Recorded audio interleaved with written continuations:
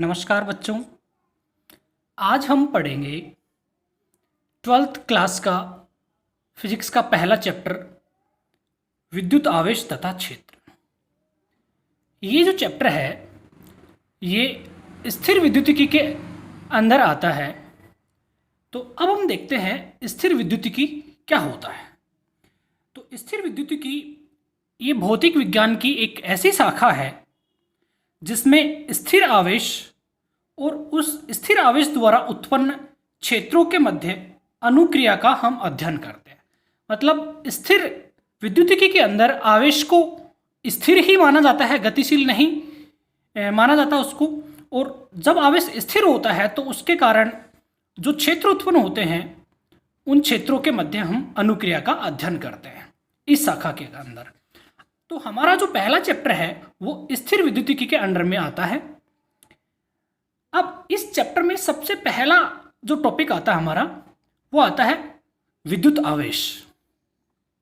विद्युत आवेश क्या होता है, ये कैसे उत्पन्न होता है, कितने प्रकार के होते हैं, ये सब हम आज के वीडियो में देखेंगे। तो चलिए अब हम स्टार्ट करते हैं। देखिए, विद्युत आवेश की जो खोज है वो लगभग 600 ईसा पूर्व हुई थी और इसके खोज का जो श्रेय आता है वो ग्रीस देश के एक जगह में है मिलेटस। उस मिलेटस निवासी थेल्स को जाती है। उस समय पे थेल्स ने ये देखा कि एक एम्बर नाम का पदार्थ होता है और उस एम्बर नाम के पदार्थ को जब ऊनी कपड़े से रगड़ा जाता है तो रगड़ने पर उस एम्बर में एक विशेष गुण आ जाता है। उस एम्बर नामक पदार्थ में एक विशेष गुण आ जाता है और वो जो एम्बर नामक पदार्थ है रगड़ने के पश्चात जो छोटी छोटी हल्की हल्की वस्तुएं होती है, जैसे कागज के टुकड़े, भूसे के तिनके आदि छोटी छोटी वस्तुओं को वो आकर्षित करने लग जाता है।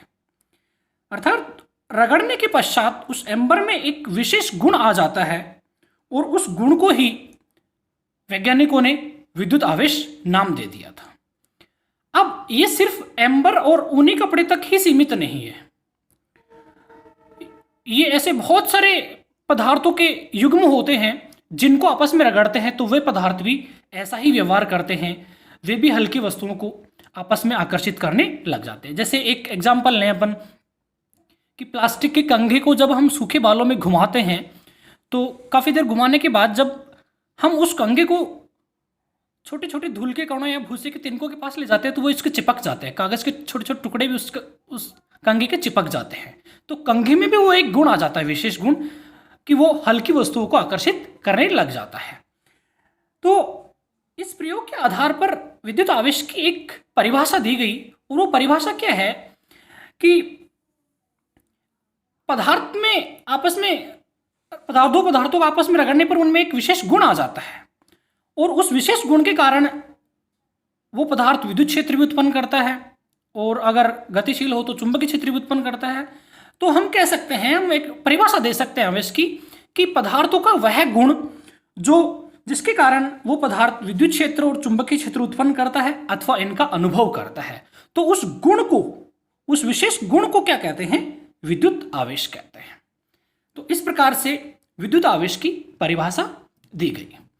अब इसी प्रयोग को बहुत से वैज्ञानिकों ने काफी समय तक किया, अलग अलग पदार्थों को यूज किया और इस प्रयोग को आगे और बढ़ाया। तो आगे और बढ़ाने पर हमें देखते हैं कि हमारे पास में हम एक कांच की छड़ लेते हैं और एक रेशम का कपड़ा लेते हैं। जब इस कांच की छड़ को रेशम के कपड़े के साथ में रगड़ते हैं और रगड़कर उस छड़ को एक कुचालक धागे की सहायता से स्वतंत्रता पूर्वक लटका देते हैं। अब एक दूसरी कांच की छड़ लेते हैं, उसको भी एक दूसरे की रेशम के कपड़े से हम रगड़ते हैं। रगड़ने पर जो दूसरी छड़ है उस दूसरी छड़ को जो पहले लटकी हुई छड़ है उसके पास में लाते हैं। तो पास में लाने पर हम ये देखते हैं कि जो लटकी हुई छड़ है वो दूर हट जाती है, दूर हट जाती है, इधर घूम जाती है। पहले ये सीधी थी, बाद में इधर बेंड हो जाती है। इस दूसरी कांच की छड़ को इसके पास लाते हैं। तो अब इस प्रयोग को और आगे बढ़ाते हैं। तो हमने एक दूसरा पेयर लिया, एक दूसरा जोड़ा लिया वो था एबोनाइट की छड़ और एक बिल्ली की खाल। जब एबोनाइट की छड़ को बिल्ली की खाल के साथ में रगड़ा और उस एबोनाइट की छड़ को स्वतंत्रता पूर्वक लटका दिया। फिर एक दूसरी एबोनाइट की छड़ ली, उसको भी बिल्ली की खाल से रगड़कर जब इस पहले लटकी हुई छड़ के पास में लाते हैं तो वो छड़ भी दूर हट जाती है। फिर आगे इस प्रयोग को देखा कि जो कांच की छड़ जो थी रेशम के कपड़े से रगड़ी हुई, उसको स्वतंत्रता पूर्वक लटकाते हैं, उसके पास में अब की बार एबोनाइट की छड़ जो बिल्ली की खाल से रगड़ी हुई है वो लाते हैं, तो वो उसकी तरफ आ जाती है, मतलब उसकी तरफ आकर्षित होने लग जाती है। तो इस प्रयोग के आधार पर वैज्ञानिकों ने ये अनुमान लगाया कि जब दो कांच की छड़ें रेशम के कपड़े से रगड़ती हैं तो उनमें एक समान प्रकार का गुण आना चाहिए, मतलब वो समान प्रकार से उनमें जो आवेश है वो समान प्रकार का होना चाहिए, और समान प्रकार का है और दोनों कांच की छड़ें आपस में एक दूसरे को प्रतिकर्षित कर रही हैं। तो इससे उन्होंने ये कथन दिया कि समान प्रकार के आवेशों में क्या होता है, प्रतिकर्षण होता है, सजातीय आवेश एक दूसरे को प्रतिकर्षित करते हैं। और जो एबोनाइट की छड़ है जिसको बिल्ली की खाल से रगड़ा था हमने दोनों छड़ों को, वे दोनों छड़ भी एक दूसरे से जा रही है। अब समान प्रकार की खाल से रगड़ने पर एबोनाइट की छड़ों में भी समान प्रकार का ही आवेश आएगा, तो ये छड़ें भी आपस में एक दूसरे को प्रतिकर्षित कर रही थी। लेकिन एक कांच की छड़ और एक एबोनाइट की छड़ जो कि क्रमशः रेशम के कपड़े और बिल्ली की खाल से रगड़ी हुई हैं, वे आपस में एक दूसरे को आकर्षित करती हैं। तो इससे वैज्ञानिकों ने ये कथन दिया कि जो विजातीय आवेश हैं वे एक दूसरे को आकर्षित करते हैं, ऑपोजिट चार्ज जो होते हैं वे एक दूसरे को अट्रैक्ट करते हैं, और जो सेम टाइप के चार्ज हैं वो एक दूसरे को रिपेल करते हैं। अब ऐसे बहुत सारे प्रकृति के अंदर युग्म हैं और उनमें जब इस प्रयोग को दोहराया गया प्रत्येक युग्म के लिए तो ये देखा गया कि या तो सिर्फ आकर्षण हो रहा है या प्रतिकर्षण हो रहा है। तो इसके आधार पर वैज्ञानिकों ने आवेश के प्रकार बताए। तो आवेश दो प्रकार का होता है, धनात्मक आवेश और ऋणात्मक आवेश। अब ये धनात्मक और ऋणात्मक नाम जो हैं ये बेंजामिन फ्रैंकलिन नाम के वैज्ञानिक थे, उन्होंने ये दिया था। धनात्मक ऋणात्मक नाम आवेशों को ये बेंजामिन फ्रैंकलिन ने दिए थे। इसलिए इन प्रयोगों के आधार पर यह निर्धारण किया जा सका कि आवेश केवल दो प्रकार का होता है और ये कांच की छड़ या एबोनाइट की छड़ आपस में प्रतिकर्षित कर रही थी। दोनों कांच की छड़ आपस में प्रतिकर्षित, दोनों एबोनाइट की छड़ आपस में प्रतिकर्षित कर रही थी, लेकिन एक कांच की छड़ एक एबोनाइट की छड़ आपस में आकर्षित कर रही थी। तो इसके आधार पर यह स्टेटमेंट दिया गया कि सजातीय आवेश प्रतिकर्षित करते हैं और विजातीय आवेश एक दूसरे को आकर्षित करते हैं। अब जो ये सिर्फ आपके दिमाग में ये क्वेश्चन हो सकता है कि हमें कैसे पता चले कि ये कांच की छड़ में प्लस का ही आएगा, रेशम के साथ रगड़ेंगे तो एबोनाइट की छड़ में माइनस का ही आएगा। तो इसके लिए वैज्ञानिकों ने काफ़ी लंबे समय तक प्रयोग किए और अलग अलग पदार्थों के साथ ये प्रयोग किया और फिर उन पदार्थों को एक श्रेणी में व्यवस्थित किया। उस श्रेणी को नाम दिया घर्षण विद्युत श्रेणी या ट्रिबो इलेक्ट्रिक सीरीज। तो उस श्रेणी का कुछ पार्ट मैं यहां लिख रहा हूं, ये बहुत लंबी श्रेणी है तो कुछ पार्ट हम समझने की कोशिश करते हैं। यहां पर हमारे पास में एक ये ट्रिबो इलेक्ट्रिक सीरीज है, घर्षण विद्युत श्रेणी है, जिसमें ये ह्यूमन हैंड्स हैं, मानव हाथ, ग्लास है, ह्यूमन हेयर है, नायलॉन है, कैट्स फर, बिल्ली की खाल है, सिल्क है, रेशम कॉटन है, स्टील है, वुड है, एम्बर है, एबोनाइट है, प्लास्टिक रैप है और टेफलॉन है। ऐसे ये सीरीज और बहुत लंबी है। अब इस सीरीज में हम ये देखते हैं कि किस पदार्थ को किससे रगड़ने पर कौन सा पॉजिटिव होगा और कौन सा नेगेटिव होगा। अब देखिए, सपोज यहां पर मैं एक एम्बर नाम का पदार्थ ले लेता हूं। उस एम्बर नाम के पदार्थ को अगर इस श्रेणी में जो ऊपर पदार्थ हैं, इन पदार्थों के साथ में अगर रगड़ा जाता है तो ये एम्बर नीचे है तो इसमें तो नेगेटिव आएगा और ऊपर वाले पदार्थ, जिस भी पदार्थ के साथ में रगड़ा जाता है वो ऊपर वाला पदार्थ पॉजिटिव होगा। लेकिन अगर इसी एम्बर पदार्थ को इसके नीचे वाले पदार्थों के साथ में रगड़ते हैं तो ये एम्बर में धनात्मक आवेश आता है और इसके नीचे वाले में ऋणात्मक आवेश आता है। चलो एक दूसरा एग्जांपल और लेते हैं, जैसे एबोनाइट है। एबोनाइट को अगर एम्बर के साथ में रगड़ेंगे तो एबोनाइट की जो छड़ होगी वो नीचे है श्रेणी में, तो नीचे है तो इसमें तो नेगेटिव चार्ज आएगा और ये एम्बर ऊपर है तो इसमें पॉजिटिव आएगा। लेकिन अगर इसी एबोनाइट की छड़ को टेफ्लॉन या प्लास्टिक रैप के साथ अपन रगड़ते हैं तो एबोनाइट की छड़ अब की बार श्रेणी में ऊपर है तो एबोनाइट की छड़ अब की बार प्लस की हो जाएगी और ये प्लास्टिक रैप माइनस का हो जाएगा। इसीलिए इस श्रेणी में अगर किसी भी पदार्थ को उसके ऊपर वाले पदार्थों के साथ रगड़ते हैं तो वो पदार्थ नेगेटिव होता है और ऊपर वाला जो भी पदार्थ के साथ रगड़ा था वो धनात्मक हो जाता है। लेकिन अगर इसी पदार्थ को इसके नीचे वाले पदार्थों के साथ में रगड़ते हैं तो यही पदार्थ नेगेटिव हो जाता है और नीचे वाले ये पॉजिटिव हो जाता है और नीचे वाले नेगेटिव हो जाते हैं। तो इस प्रकार से ये बहुत लंबी श्रेणी है। तो यहां पर ये कांच की छड़ में धनात्मक, रेशम का कपड़ा ऋणात्मक, ये सब प्रयोगों के द्वारा ही बताया गया था। अब यहां पर हम देखते हैं थोड़ी देर के लिए दोबारा कि यहां पर कांच की छड़ को हमने रेशम से रगड़ा था तो कांच के जो दो टुकड़े थे आपस में प्रतिकर्षित कर रहे थे। सेम अगर रेशम के कपड़ों को भी लटका दें, दोनों को, एक रेशम का कपड़ा लटका हुआ है और उसी के पास में दूसरा रेशम का कपड़ा जो कांच की छड़ से रगड़ा हुआ है लाते हैं तो वो रेशम के कपड़े भी आपस में एक दूसरे को प्रतिकर्षित करते हैं। सेम ऐसे ही बिल्ली की खाल के साथ में भी होता है कि बिल्ली की खाल भी आपस में एक दूसरे को प्रतिकर्षित करती हैं, परंतु एक एबोनाइट की छड़ और बिल्ली की खाल आपस में आकर्षित करेंगी रगड़ने के बाद। सेम वैसे ही कांच की छड़ और रेशम का कपड़ा भी रगड़ने के बाद एक दूसरे को आकर्षित करेंगे। तो इससे हमें ये पता चला है कि रेशम का कपड़ा में अगर नेगेटिव आवेश आता है तो इसमें पॉजिटिव आवेश आएगा, तभी ये एक दूसरे को आकर्षित करेंगे। सेम ऐसे ही ये दोनों एक दूसरे को आकर्षित करेंगे। लेकिन रेशम का जो कपड़े थे दो, उनमें सेम टाइप का चार्ज था तो वो आपस में प्रतिकर्षित, बिल्ली की खाल थी उनमें भी सेम टाइप का चार्ज आएगा तो वे भी एक दूसरे को आपस में प्रतिकर्षित करते हैं। तो इस प्रकार से कथन दिए गए कि समान प्रकार के आवेशों में प्रतिकर्षण होता है और विपरीत प्रकृति के आवेशों में आकर्षण होता है। अब ऐसा होता क्यों है, ये आवेश कैसे उत्पन्न होता है, ये श्रेणी इतनी बड़ी जो दी गई इसकी वजह क्या है, तो इसको हम इलेक्ट्रॉन सिद्धांत के आधार पर समझते हैं कि ये ऐसा होता क्यों है, पदार्थों के अंदर ये गुण कैसे आता है। तो देखिए बच्चों, आवेशन के लिए इलेक्ट्रॉन सिद्धांत हम देखते हैं। अब पदार्थ जो होते हैं वो परमाणुओं से मिलकर बने होते हैं और परमाणु जो होता है उसकी संरचना कुछ ऐसी होती है।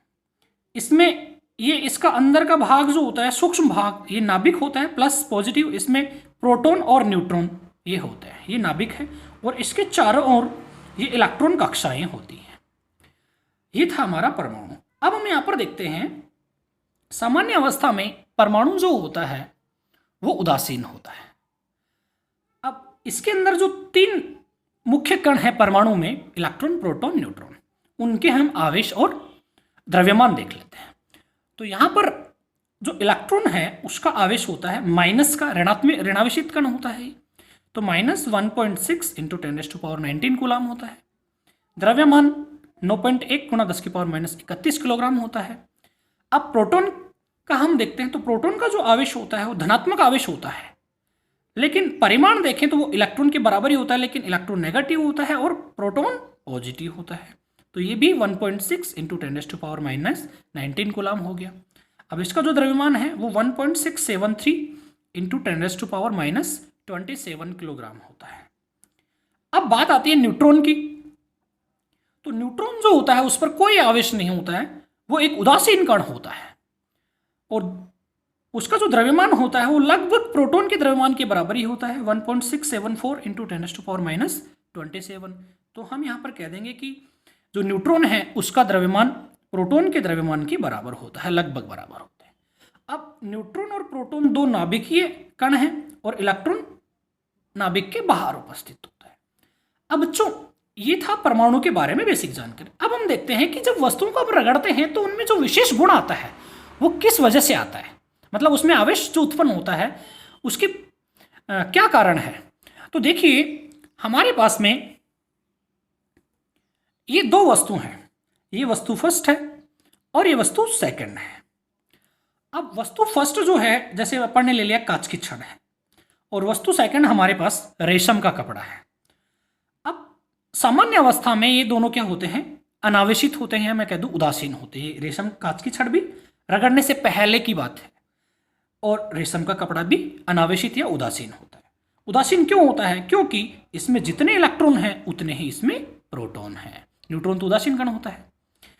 सेम ऐसे ही जितने रेशम के कपड़े में इलेक्ट्रॉन होते हैं उतने ही इसमें प्रोटॉन होते हैं। सामान्य अवस्था में ये उदासीन होते हैं दोनों कपड़े, तो ना तो इनमें आकर्षण, हल्की वस्तुओं को आकर्षण प्रतिकर्षण का कोई गुण नहीं होता इनमें। लेकिन जब इन दोनों वस्तुओं को आपस में रगड़ते हैं तो रगड़ने पर क्या होता है कि ये कांच की छड़ जो है ये इलेक्ट्रॉन त्यागती है। रगड़ने पर इनको जब आपस में रगड़ेंगे तो कांच की छड़ इलेक्ट्रॉन का दान करती है, और ये दान किसको करेगी, रेशम के कपड़े को। तो यहां से इसने इसको इलेक्ट्रॉन दान में दे दिए रेशम के कपड़े को। मान लिया कि इसने 5 इलेक्ट्रॉन रेशम के कपड़े को दे दिए। अब यहां पर पहले इलेक्ट्रॉन और प्रोटॉन बराबर थे, लेकिन रगड़ने के पश्चात इलेक्ट्रॉन इधर से निकलकर इधर आ गए, तो यहां पर इलेक्ट्रॉनों की संख्या क्या हो जाएगी, बढ़ जाएगी, और यहां पर इलेक्ट्रॉनों की संख्या कम हो जाएगी। अब इधर इलेक्ट्रॉन कम हो गए तो यहां पर प्रोटॉन कैसा था, धनावेशित कण था, तो यहां पर इधर जो कांच की छड़ है वो कैसी हो जाएगी, धनावेशित हो जाएगी, क्योंकि यहां पर इलेक्ट्रॉनों की संख्या कम हो गई है प्रोटॉनों की संख्या से। इसलिए ये वस्तु फर्स्ट हमारी जो कांच की छड़ है वो धनावेशित हो जाती है। सेम ऐसे ही रेशम का जो कपड़ा है उसमें इलेक्ट्रॉन इधर से निकलकर इधर आ गए, तो यहां पर इलेक्ट्रॉनों की संख्या बढ़ गई है प्रोटॉनों के कंपैरिजन में। इसलिए जो रेशम का कपड़ा है वो ऋण आवेशित हो गया है। इसीलिए वस्तुओं का आवेशन का जो कारण है वो इलेक्ट्रॉन का स्थानांतरण है। जब एक वस्तु से इलेक्ट्रॉन निकलकर दूसरी वस्तु में जाता है तो वे दोनों वस्तुएं आपस में आवेशित हो जाती हैं। लेकिन इन दोनों वस्तुओं में जो आवेश उत्पन्न होता है उसकी प्रकृति विपरीत होती है और परिमाण बराबर होता है। जितना आवेश इस पर आएगा उतना ही आवेश इस पर आएगा, लेकिन जो वस्तु दान करती है इलेक्ट्रॉन का उस पर धनात्मक आवेश आता है, और जो वस्तु इलेक्ट्रॉन का को ग्रहण करती है वो वस्तु ऋण आवेशित हो जाती है। इसलिए दोनों पर बराबर परिमाण का आवेश रहता है, लेकिन प्रकृति विपरीत रहती है। अब यहां पर हम देखते हैं बच्चों, हमने अभी देखा था कि इलेक्ट्रॉन जो होता है इसका द्रव्यमान भी होता है। अब जब आवेशन की प्रक्रिया में इलेक्ट्रॉन इधर से निकलकर इधर आ रहा है, इसका मतलब यहां से द्रव्यमान भी निकलकर इधर आ रहा है। यहां से द्रव्यमान भी निकल के आ रहा है, इलेक्ट्रॉन आ रहा है तो द्रव्यमान भी आ रहा है उसके साथ। तो इसीलिए ये वस्तु धनावेशित होने के बाद में इसका जो पहले द्रव्यमान था, बाद में द्रव्यमान धनावेशित होने के बाद में द्रव्यमान इसका कम हो जाता है। द्रव्यमान क्या हो जाएगा इसका,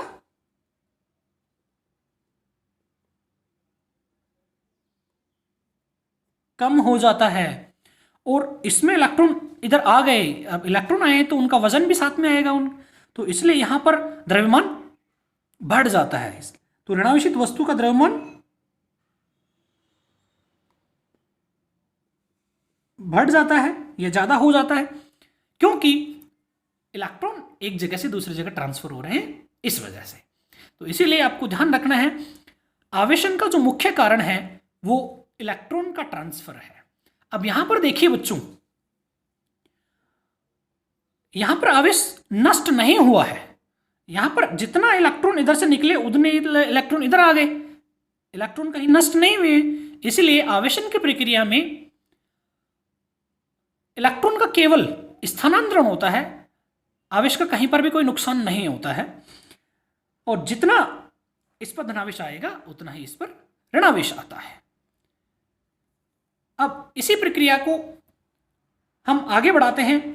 तो ये था हमारा आवेश के बारे में कि आवेश कैसे उत्पन्न होता है, घर्षण के कारण और वस्तुओं को रगड़ने पर उनमें किस किस प्रकार के आवेश उत्पन्न होते हैं, इसके कारण क्या था, ये सब हमने अभी तक पढ़ा है। अब हम देखेंगे आवेश के मात्रक। अब आवेश का मात्रक क्या होता है?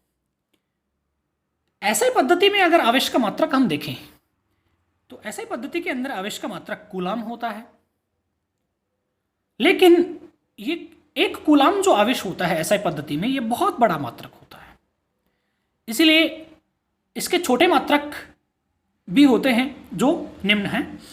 अब यहाँ पर हम छोटे मात्रक देते हैं, जैसे ये 1 मिली कूलाम है। 1 मिली कूलाम को हम ऐसे लिखते हैं, और 1 मिली कूलाम जो होता है वो 10⁻³ कूलाम के बराबर होता है। उसके बाद में आता है 1 micro coulomb. 1 micro coulomb 10⁻6 coulomb के बराबर होता है। उसके बाद 1 नैनो कूलाम। 1 नैनो कूलाम जो होता है 10⁻19 कूलाम के होता है। उसके बाद 1 पिको कूलाम होता है, वो 10⁻12 कूलाम के होता है। और ये चीज़ें जो हैं हमारे को न्यूमेरिकल्स में काम आती हैं। अब ये तो थे ऐसे पद्धति में ऐसा आवेश का मात्रक। अब हम देखते हैं सीजीएस पद्धति में आवेश का मात्रक। सीजीएस पद्धति के अंदर आवेश का जो मात्रक होता है वो स्टेट कूलाम, या फिर इसको फ्रैंकलिन भी कहते हैं। सीजीएस पद्धति में आवेश का मात्रक स्टेट कूलाम या फिर फ्रैंकलिन होता है। अब हम यहाँ पर देखेंगे कि सीजीएस मात्रक और ऐसे मात्रक के बीच में क्या संबंध होता है। तो यहाँ पर हम देखेंगे कूलाम हमारा ऐसे मात्रक है, स्टेट कूलाम सीजीएस मात्रक है। तो एक कूलाम जो होता है वो 3 × 10⁹ स्टेट कूलाम के बराबर होता है। स्टेट कूलाम को हम ESU कहते हैं, इलेक्ट्रोस्टैटिक यूनिट। तो 1 coulomb is equal to 3 × 10⁹ ESU। ये था सीजीएस पद्धति में। अब बात आती है कि आवेश का सबसे बड़ा मात्रक क्या होता है। तो आवेश का जो सबसे बड़ा मात्रक होता है वो फैराडे होता है। अब एक फैराडे जो है वो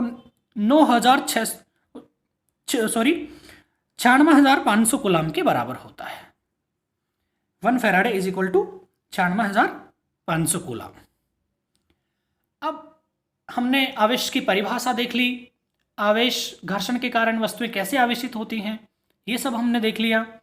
तो अब जो 1 कूलाम आवेश है उसकी हम परिभाषा देते हैं। तो देखिए, हमने 10वीं क्लास में पढ़ा था कि विद्युत धारा जो होती है वो आवेश बटे समय होती है। तो आवेश बराबर विद्युत धारा इंटू समय हम लिख देंगे, विद्युत धारा इंटू समय। तो अब आवेश का मात्रक 1 कूलाम, अगर विद्युत धारा 1 एम्पियर हो और समय 1 सेकंड हो, तो यहां पर हम कह सकते हैं कि ये आवेश किस में प्रवाहित होता है, किसी न किसी चालक तार में। तो मान लिया ये एक चालक तार है, और इसमें अगर इस चालक तार में 1 एम्पियर करंट या विद्युत धारा 1 सेकंड तक अगर प्रवाहित होती है तो 1 × 1 आवेश बराबर 1 कूलाम हो जाएगा। तो किसी भी चालक तार में अगर 1 एम्पियर धारा 1 सेकंड तक प्रवाहित होती है तो उस चालक तार में से गुजरने वाले आवेश की मात्रा भी 1 कूलाम होती है। तो ये थी हमारी 1 कूलाम आवेश की परिभाषा। अब इस 1 कूलाम आवेश की परिभाषा हम कूलाम का नियम पढ़ेंगे इसी चैप्टर में आगे। तो कूलाम नियम के आधार पर भी इसकी एक दूसरी परिभाषा देंगे, वो आगे हम पढ़ेंगे। अब हम देखते हैं आवेश की विमा। अब देखिए, विद्युत आवेश बराबर क्या होता है, धारा इंटू समय।